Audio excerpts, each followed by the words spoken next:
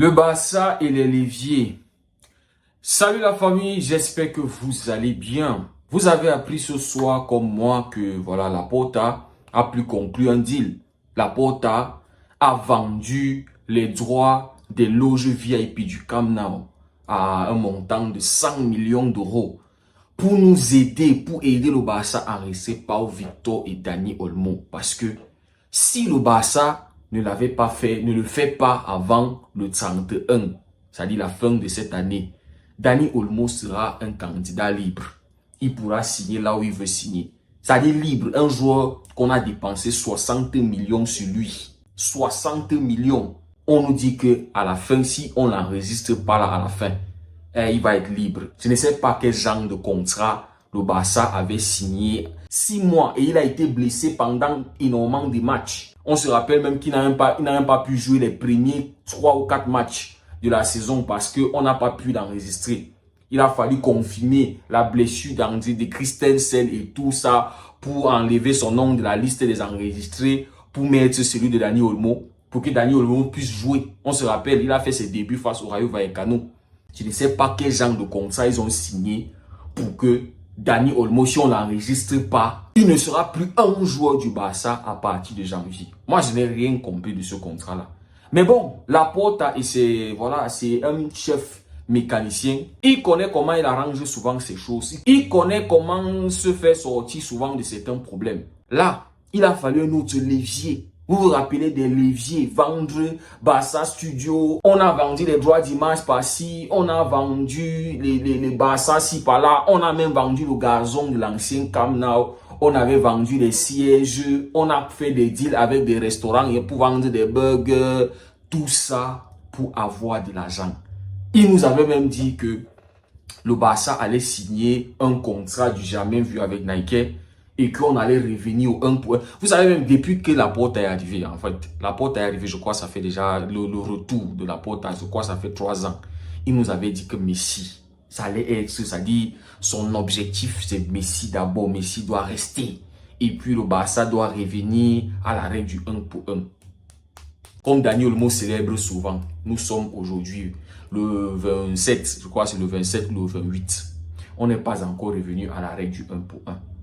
Messi est parti. Chaque mercato, c'est un casse-tête au Barça. Chaque mercato, on doit se casser les têtes. On doit avoir des leviers par-ci, par-là, par-ci, par-ci, pour signer ou pour enregistrer un joueur. Franchement, l'image de notre club, l'image du Barça. Le Barça a une image. Il y a tellement de joueurs qui veulent venir jouer pour ce club. Mais l'incertitude dans laquelle nous sommes, non, franchement, c'est saoulant, les amis. Franchement, cette histoire de levier, de magouille par-ci. Et on a un président en Liga qui n'aime pas le Barça, qui est fan du Real Madrid. Et à chaque fois, il va tourner des règles, sortir des choses. Ils aiment quand le Barça est dans la situation actuelle. Oui, ça leur plaît énormément. Donc, ils n'ont pas besoin de faire des efforts. Ils nous rendent la tâche encore plus compliquée. Donc, on est dans des situations bizarres dans le club à faire financer. C'est-à-dire, chaque mercato, c'est le nom du Barça qui est toujours dans les choses bizarres.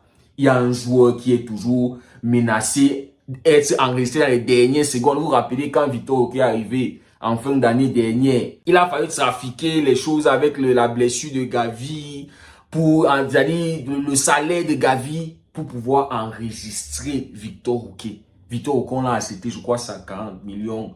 Le petit, je ne sais même pas combien de matchs il a finalement joué. C'est un échec total. On a dépensé l'argent, maintenant on veut le vendre. On n'est même pas sûr qu'on va le vendre. Parce que même avec Betis n'est même pas convaincu. Ils sont même pas... Voilà, le rendement, c'est pas ce qu'ils attendaient. C'est-à-dire, tellement d'échecs, que ça soit sur les mercato, que ça soit les promesses de Laporta. C'est-à-dire, les vérités même qui sont à moitié, qui sont bizarres. C'est-à-dire, on ne sait même pas quoi est vrai, quoi n'est pas vrai. On va revenir à la règle 1 pour 1. Non, on va faire ci et on va revenir. On va faire ça et on va revenir. Mais à la fin de la journée, on ne le fait pas. Voilà le stade. Il nous avait dit qu'on devait revenir au Camp Nou, Spotify Camp Nou, à la fin de cette année. Là, les choses sont en train d'être prévues pour septembre. On n'est même pas sûr qu'on va revenir. Les amis, je suis fatigué. Et moi, je dis, c'est mieux on vend ce club une fois. On appelle les Saoudiens. comme ils ont l'argent là, on vend le club une fois. Parce que ça sert à rien d'aujourd'hui vendre le restaurant, on vend Barça Studio, on vend les droits d'image, on a vendu 75% à celui-ci, on a donné 15% à l'autre là, on a vendu la chaussure de Messi là-bas, on a dit que bon, le Barça, machin, on va créer ceci là pour que les gens viennent. Ça dit, tous ces petits ventes là, hein, à la fin de la journée, ça ne résout aucun problème. On a l'impression qu'on n'avance pas. Les joueurs doivent baisser les salaires, couper ici, là, couper là-bas. On supplie, on menace. Parce qu'il faut réduire la masse salariale. Ça dit, il y a tellement de problèmes au Barça. Pourquoi est-ce qu'on garde encore le club? C'est mieux, on vend tout une fois. Voilà, United, ils sont là dans les mots de tête parce qu'ils sont toujours en train de retenir. Non, on ne va pas vendre à Ineos, on va vendre à tel, oh, on va faire ci, non, celui-ci. Vendez une fois, serrez le cœur, vendez aux Arabes. Les Arabes voulaient acheter United, ils ont refusé. Vendez aux Arabes, ils ont l'argent. Voilà le PSG, oui, vous avez dit que le PSG n'a pas encore remporté la Champions League et tout. Mais nous avons quand même une politique. On garde notre politique, on garde notre mafia, on garde notre politique de jeu, notre système et tout. Tout ça, on garde ça. Eux, ils viennent seulement mettre de l'argent. On veut les joueurs, on achète les joueurs. On veut revenir être un club puissant, compétitif avec le Real Madrid et tout ça. Mais financièrement, ça ne donne pas. Un humain qui n'est pas financièrement stable, qui doit réfléchir sur comment il va manger, comment il va payer ses salariés, comment il va payer ses factures, il ne peut pas réfléchir à la grandeur. C'est impossible. Le Real Madrid remporte les Champions League. Est-ce qu'ils ont le problème d'argent? Est-ce que le Real a un problème d'argent?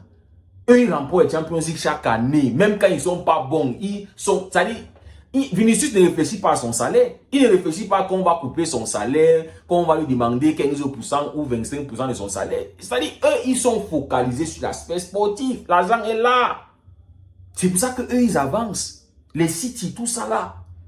Ils remportent, ils sont là-bas en haut. Pourquoi? Parce que financièrement, ils sont calmes là-dedans, les gars. Comment est-ce qu'on va redevenir le grand Barça si ce grand Barça là continue de souffrir à chaque fois qu'on dit mercato?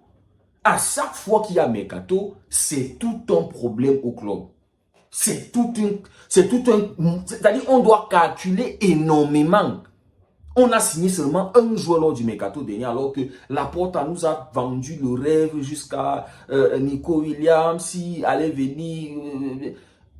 On a signé Dani Olmo. Et on lui a donné un bizarre contrat que s'il n'est pas enregistré à la fin de l'année, il va être libre. 60 millions. Pour être gratos, pour être libre de partir là où il veut. J'ai même suivi que Luis Enrique veut le faire venir au PSG. Mais nous, c'est quoi ça, les amis? Franchement, je ne comprends pas. Regardez Elon Musk. Nous, on est en train de réfléchir comment on va vivre sur la Terre, comment on va manger. Elon Musk, lui, il est en train de réfléchir comment on va vivre sur Mars. Il n'a pas de problème d'argent. Ça dit sa grandeur, ce qu'il y a dans sa tête, il n'est plus à notre niveau. Lui, il réfléchit masse. Nous, on réfléchit sur la terre parce qu'on a encore des problèmes financiers. Hein, toi et moi, on cherche comment on va manger demain, comment on va payer nos factures. Nous, on fait des contenus parce qu'on doit vivre. Ça dit, tu ne peux pas réfléchir à masse. Donc, les amis, pour moi, c'est mieux on vend le club là une fois. On vend tout.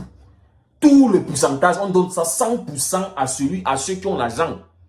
Eux, ils gèrent l'aspect financier. Nous, on gère l'aspect sportif. On a besoin de tel joueur, on décaisse l'argent, on met. On réfléchit. Est-ce que ce joueur-ci va aller dans le système du Barça et tout ce qu'on a besoin? Si c'est lui, on le fait venir. Parce qu'on a tellement de joueurs, que ce soit les jeunes, que ce soit même les expérimentés, qui veulent signer au Barça. Mais quand ils restent, ils voient. On n'a pas enregistré Dani Olmo. Le Barça va demain, ils vont me donner un salaire. Après, ils vont me demander de baisser. Ils vont me demander de couper un peu. Ils vont me demander que... C'est-à-dire, je ne suis même pas sûr. Même s'ils réussissent même à me signer, je ne suis même pas sûr qu'ils vont m'enregistrer. On avait signé Ferran Torres de Manchester City. On a payé une partie. Je ne sais même pas si on a fini le reste de l'argent de Manchester City. Il y a un supporter de City qui me disait l'autre jour qu'il faut qu'on vienne finir. On vient verser le reste d'argent de Ferran Torres. Franchement, les amis, c'est quoi cette image du Barça? Aujourd'hui, on a vendu les loges VIP pour avoir 100 millions parce que on ne veut pas, on veut éviter le scandale. On veut éviter cette mauvaise image-là d'avoir signé un joueur à 60 millions et qui se retrouve être libre en janvier. Il va aller signer ailleurs. Il va faire quoi la deuxième partie de la saison si ce n'est pas aller signer ailleurs? Vous n'avez plus de droit sur lui. C'est pas comme si vous pouvez le prêter. C'est pas comme s'il est lié au club. Ça, c'est pas possible, les amis. Franchement, je ne comprends pas. Je ne comprends pas. C'est fatigant. C'est fatigant tous les magouilles, tous les trucs par lesquels on doit passer pour les joueurs. Et ça fait même que les joueurs ne peuvent pas être stables dans la tête. Voilà Christensen qui doit revenir de blessure. C'est-à-dire, les joueurs ne peuvent pas être tranquilles parce qu'ils sont là en train de penser à l'enregistrement, le mercato qui va venir. Est-ce qu'on va nous demander encore, est-ce qu'on va nous demander de baisser un peu le salaire parce qu'il faut comprendre la situation du club. Piqué qui avait laissé une partie de son salaire parce que voilà, c'est le Barça, c'est... Les amis, je sais pas. Je sais pas s'il y en a comme moi qui sont fatigués de cette situation. C'est frustrant. À chaque mercato, ça doit toujours être le nom du Barça qui est dans le négatif. Qui est en train de souffrir, qui est en train de chercher comment vendre tel joueur à bas prix. Tu achètes un joueur à 40, 60 millions, tu le vends à 15 millions, tu le vends à 20 millions. Parce que au moins tu as pu récupérer un peu d'argent. On a acheté Dembélé à combien? On l'a revendu à combien au PSG? Ah, c'est pas possible, les gars. C'est pas possible. Cette situation me fatigue. Les leviers par-ci, leviers par-là. Non. Décidons-nous une fois, on vend le club, c'est bon. C'est-à-dire, on vend une fois pour toutes. On sait que l'aspect financier, l'argent va venir. On gère juste l'aspect sportif. C'est tout. Ces leviers et machins, chaque fois se casser la tête là, il faut que ça prenne fin. Si on veut redevenir le grand Barça, on doit être stable là-bas dedans. Financièrement, ça ne doit plus être un problème. C'est tout ça qui fait en sorte que le Barça est en train de stagner. Le Barça piétine. On fait un pas en avant, on fait un pas en arrière. On fait un pas, on fait deux en avant, on fait deux en arrière. Parce que financièrement, on n'est pas stable. Et on nous fait comprendre que voilà, Lamine Yamal sera disponible pour la Super Coupe. Franchement, je ne suis pas d'accord avec ça. Précipiter Lamine Yamal, pour moi, c'est une grosse erreur. On l'a précipité récemment et il est revenu, il s'est blessé. Laissons-le, on avait dit 4 semaines, on avait dit 4 ou 3 semaines. Et 4 ou 3 semaines, c'est loin Benfica. C'est les matchs de Champions League face à Benfica. C'est là où Lamine Yamal doit revenir. Mais nous commençons à nous dire qu'il sera disponible pour la Super Coupe. Non, les gars. On ne peut pas mettre autant de pression sur un gamin de 17 ans. Et il a déjà des problèmes de cheville. Je ne sais pas ce qu'on veut. Vous voyez, ce sont des choses comme ça. On est sous pression. Pression partout. On se met la pression partout parce qu'on veut être sur le grand Barça. On doit compétir, on doit au moins se remporter. C'est-à-dire, dans la tête du club, c'est qu'ils veulent au moins se prendre la Super Coupe. Ils voient qu'ils ont les moyens. Ils peuvent.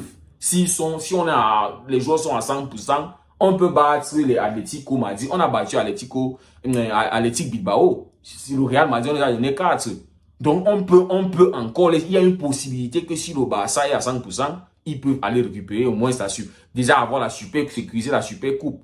Mais ce n'est pas, franchement, précipiter Lamine Yamal. C'est une grosse erreur. Moi, je n'attends pas Lamine Yamal à ce stade-ci là. Super Coupe là, moi, j'ai déjà annulé Lamine Yamal là. Dans mes projets, dans mes plans. Je sais que Benfica, il peut revenir là-bas. Et puis, on commence à voir. On a une grosse deuxième partie de la saison, là où les titres sont en jeu. Et on a besoin que Lamine Yamal soit à 100%, soit en forme pour pouvoir faire face à cette deuxième partie de la saison. Il a reçu tellement de trophées individuels à son jeune âge et les attentes commencent à monter. Et c'est à nous de savoir comment le gérer physiquement. Si on gâche son physique, c'est détruire son avenir. Avant Lamine Yamal, il y avait Ansu Fati. Mais Ansu Fati, aujourd'hui, il est finito. Donc, j'espère qu'on ne va pas faire la même erreur sur Lamine Yamal. Parce qu'on est en quête des résultats. On veut mettre la pression sur Lamine Yamal. Le faire revenir le plus tôt. C'est pas normal, franchement. C'est énervant. Les amis, dites-moi ce que vous en pensez en commentaire. Merci beaucoup d'avoir suivi la vidéo. On se dit à très bientôt. Et que Dieu vous garde.